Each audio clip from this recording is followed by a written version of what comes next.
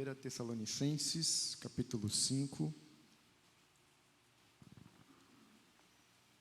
verso 18.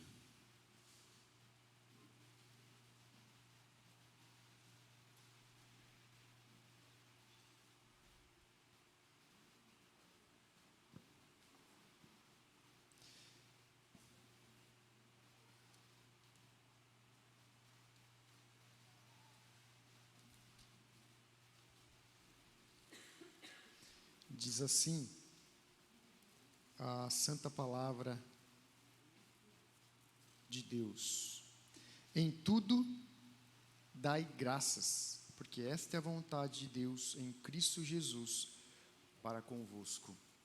Em tudo dai graças, porque esta é a vontade de Deus em Cristo Jesus para convosco. Meus irmãos, o que define um cristão? Como nós podemos definir um cristão? Será que cristão é aquele apenas que crê na doutrina da Trindade? Que crê na obra de Jesus Cristo como o único e suficiente Salvador? Que crê na palavra de Deus como regra de fé e prática? Que crê, por exemplo, também da importância de se fazer parte de uma igreja local? Que crê a importância também de ter uma vida de oração e leitura da palavra? Tudo isso, meus irmãos, de fato define e pode caracterizar um cristão. Mas eu quero trabalhar aqui dentro do conceito que o apóstolo Paulo trabalha aqui neste verso, no verso 18. O apóstolo Paulo nos mostra uma outra característica, que é a gratidão. Uma vida de gratidão tem de ser, então, o alvo de todo o cristão. De todo cristão. E essa ideia, meus irmãos, pode até mesmo definir o que é um cristão. Um cristão é alguém que é grato a Deus. O cristão é alguém que é grato a Deus. Nessa passagem, meus irmãos, temos várias orientações práticas. Se você voltar ali alguns versos, você vai ver que o apóstolo Paulo dá várias orientações práticas à igreja.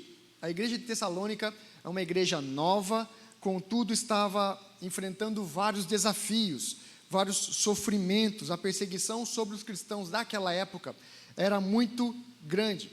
O próprio apóstolo Paulo havia sido expulso de Tessalônica devido ao evangelho.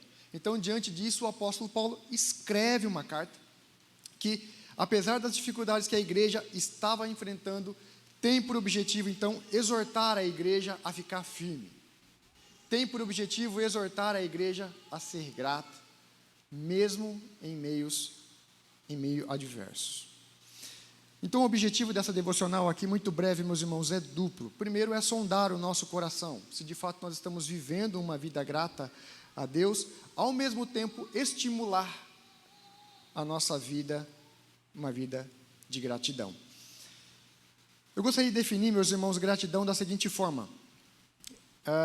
Gratidão é alguém que é grato, é alguém que reconhece que tudo aquilo que vem, ou que você tem, e o que acontece, vem de Deus. Por isso, nós somos alegres. E essa gratidão tem de ser feita por meio de ações e palavras. E a ideia de gratidão, meus irmãos, pressupõe 3 coisas importantes. Gratidão a Deus, né? Primeiro, para você ser grato a Deus, é necessário que você creia que Deus existe. Um ateu jamais será grato a Deus. A segunda coisa importante que nós podemos trabalhar aqui é que o Senhor é bom. Porque se você não acredita que Deus ele é bom, tudo de ruim, os sofrimentos que vier sobre a sua vida, você vai o acusar de Deus não ser tão bom assim. E a terceira verdade é que Ele sabe o que é melhor para mim. Diante disso, se nós não estivermos convencidos dessas verdades, nós nunca iremos aplicar a gratidão em nosso coração. Há um livro de John Piper chamado A Plena Satisfação em Deus, que trabalha essa ideia de que alguém que é grato é alguém que é satisfeito. Ser satisfeito com aquilo que você é, ser satisfeito com aquilo que você tem, mas principalmente ser satisfeito com Deus. Pois perceba, meus irmãos, porque a insatisfação e a ingratidão são a marca deste mundo caído. Note, é porque você não está satisfeito com a sua mulher que você vai atrás de outra. Não está satisfeito com o seu cargo no emprego, é que você procura dar rasteira no seu chefe para pegar o lugar dele. Perceba, devido à insatisfação, pessoas fazem sacrifícios para conseguirem melhor a sua estética, passam horas no trabalho para conseguirem coisas melhores para a sua família e para ele em si. Diante disso, então, sacrificam até mesmo suas famílias. E é exatamente a falta de satisfação, então, que leva as pessoas à cobiça, à inveja e a fazer coisas ilícitas, a fim de conseguir aquilo que deseja. Com isso, meus irmãos, dar graças é viver satisfeito, feliz com o que você tem e com o que você é, sabendo que tudo provém do Senhor. Uma certa vez eu estava numa antiga igreja, e um desses falsos profetas estava pregando, adepto da teologia da prosperidade. Ele estava falando lá que Deus, ele enriquece as pessoas, quer prosperar as pessoas, quer fazer com que as pessoas de fato sejam ricas, prósperas, ter dinheiro de fato. E ele dava oportunidade das pessoas questionar o estudo que ele estava dando ali. Então as pessoas levantavam a mão e tudo, até que em um certo momento ele fez a pergunta: pode um pobre ser feliz? Pode um pobre ser feliz? Eu estava, na época, tinha a mesa na igreja, lá no altar, eu falei: ô pastor, aqui está um pobre que é feliz. E o apóstolo Paulo diz que, tendo que comer, tendo que vestir, estejais contentes. Eu não pude ficar lá até o final, né?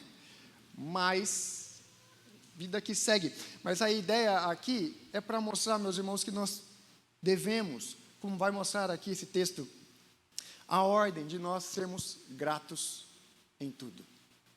Tendo que comer, tendo que vestir, estejais contentes.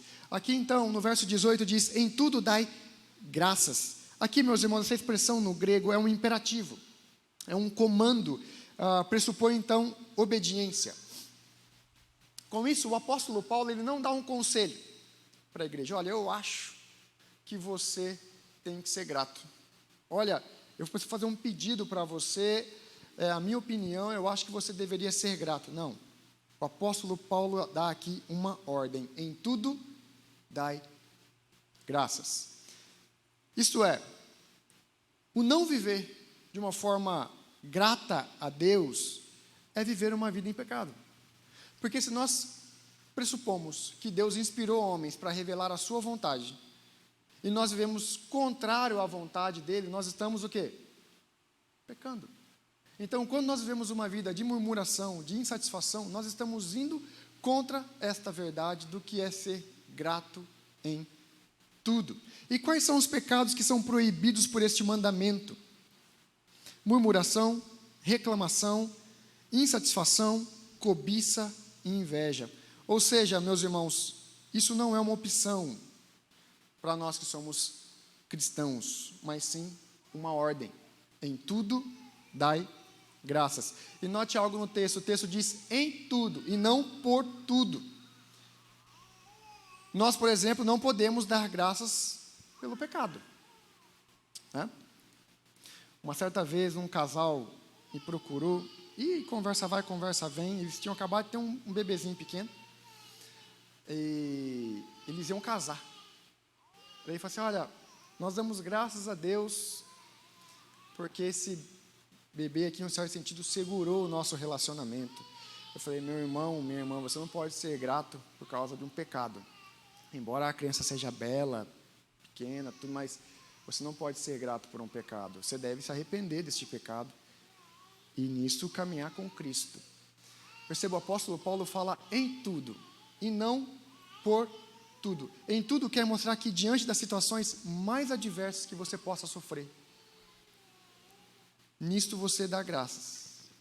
Lembre-se, essa era uma igreja que estava sofrendo, passando por perseguição, por lutas, O apóstolo Paulo olha para ela e diz: olha, em tudo, até mesmo por isso, por esse sofrimento, né, pelos flagelos que você está sofrendo, seja grato a Deus.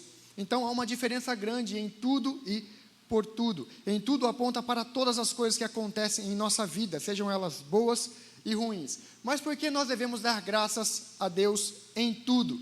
Por causa de Romanos 8, 28. Eu queria que os irmãos abrissem Romanos 8, 28, e aqui a gente já caminha para o final desta devocional.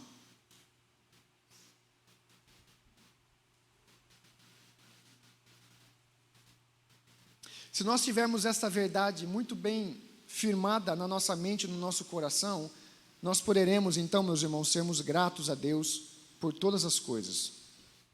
Diz assim a santa palavra de Deus: sabemos que todas as coisas cooperam para o bem daqueles que amam a Deus, daqueles que são chamados segundo o seu propósito. Sabemos que todas as coisas cooperam. Essa tem de ser a nossa convicção, pois nós só poderemos ser gratos em tudo se cremos que de fato Deus, Ele é bom e que Ele faz todas as coisas segundo a sua vontade. Por isso, meus irmãos, nós não somos chamados para tentar compreender os decretos de Deus, ou seja, investigar a sua vontade. Por que Deus fez isto? Por que Deus permitiu aquilo? Porque não, nós fomos chamados para sermos gratos a Deus. As pessoas, elas querem muitas das vezes querer saber a vontade de Deus para a minha vida. Deus revela para mim a sua vontade. Qual é a vontade de Deus para mim? Se eu vou fazer isso, se eu vou fazer aquilo, se eu vou ter emprego, se eu vou casar com fulano, com Beltrano, se eu vou ter quantos filhos. Aqui está, meus irmãos, a vontade de Deus para você. Seja grato em tudo. É por isso que o Augusto Nicodemos, ele fala: quer saber a vontade de Deus para a sua vida? Leia a palavra de Deus.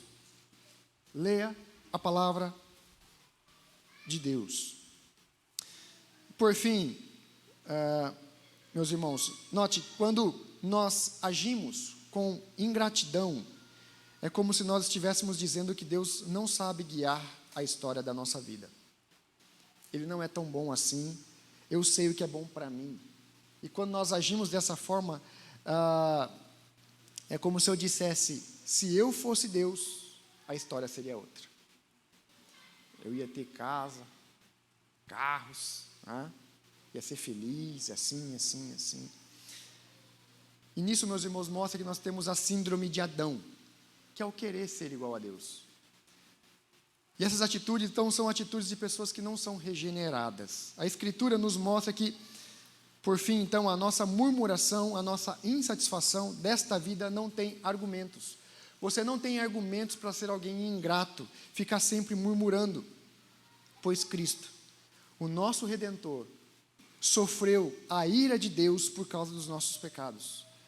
Por isso não há argumento sobre o fato de dizermos que Deus não nos ama, pois Ele enviou seu Filho, por causa do seu amor por nós, para nos salvar. Portanto, meus irmãos, estamos findando mais um ano, 2024 está a algumas horas. Não tenha então uma vida de murmuração, insatisfação, porque isso não condiz com a natureza regenerada de um cristão. Nesse final de ano, seja grato a Deus por tudo. Acredito que você passou por algumas dificuldades, seja grato por isso. Passou também por lutas, seja grato por isso. Seja grato por você ter dinheiro ou não ter dinheiro. Seja grato por você estar doente ou não, ou estando bem.